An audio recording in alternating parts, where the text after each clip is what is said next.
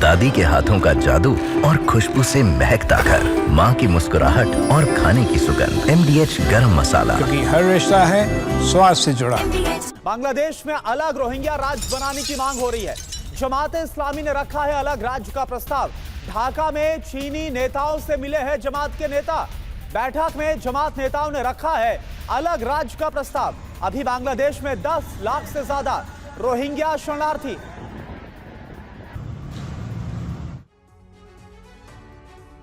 दरअसल म्यांमार में रोहिंग्या शरणार्थियों के लिए बांग्लादेश में कॉरिडोर बनाने को लेकर विवाद भी चल रहा है। पहले आपको बताते हैं कि रखाइन कॉरिडोर क्या है और फिर बताएंगे कि सेना इस कॉरिडोर को लेकर आखिर क्यों नाराज है। तो सबसे पहले आप यह समझिए कि राखिन या रखाइन कॉरिडोर है क्या। तो बांग्लादेश म्यांमार सीमा पर प्रस्तावित ये कॉरिडोर है। आप उस मैप के जरिए भी समझ सकते हैं कि उसकी लोकेशन क्या है बांग्लादेश के मानचित्र में। और चटगांव टू रखाइन बनेगा मानवीय कॉरिडोर। म्यांमार के रखाइन जिले तक कॉरिडोर की योजना है। बिल्कुल। और देखिए अभी रवि, क्योंकि आपने इंडिकेट किया मैप की तरफ, हम थोड़ा यहां पर समझा दें क्योंकि इससे और बेहतर समझ में आएगा। यहां आपको बांग्लादेश नजर आ रहा है, यहां पर आपको म्यांमार नजर आ रहा है। और ये जो आपको जगह, ये कॉरिडोर बनाने की बात हो रही है। ये एक प्रस्ताव सामने लाया जा रहा है कि यहां पर आखिर में जो एक कॉरिडोर है वो बनाया जाए। अब यहां पर आप देखिए और खबर क्या आ रही, म्यांमार में मानवीय आपूर्ति पहुंचाना भी इस कॉरिडोर के जरिए एक मकसद है। विस्थापितों की आवाजाही के लिए इस कॉरिडोर को बनाने की प्लानिंग की जा रही है।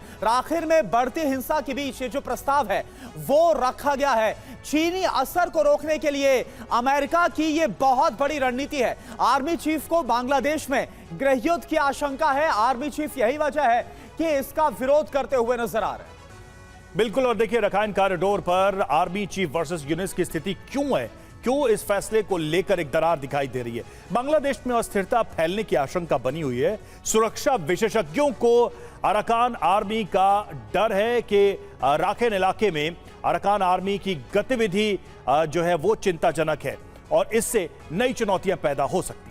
बिल्कुल। तो म्यांमार सीमा पर अराकान आर्मी का जो नियंत्रण है वो लगातार बढ़ रहा है। यही वजह है कि बांग्लादेश में सेना प्रमुख काफी चिंतित हैं इससे। रोहिंग्या घुसपैठियों को लेकर भी सेना को डर है। गलियारे से रोहिंग्याओं की घुसपैठ बढ़ सकती है।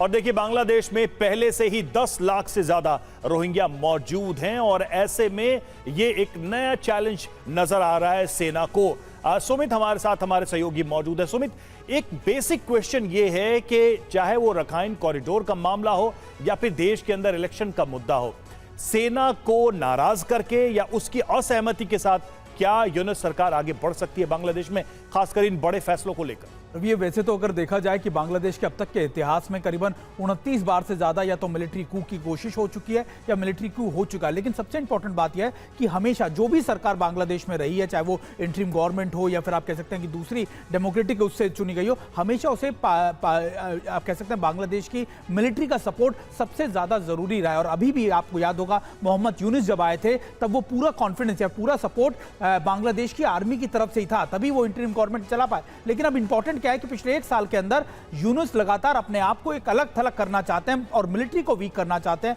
ना सिर्फ आपने रखाइन की बात की बल्कि ये भी कि बांग्लादेश की आर्मी के ऊपर 2009 के ऊपर कई आप कह सकते हैं एक्सट्रीमिस्ट ने अटैक किए थे।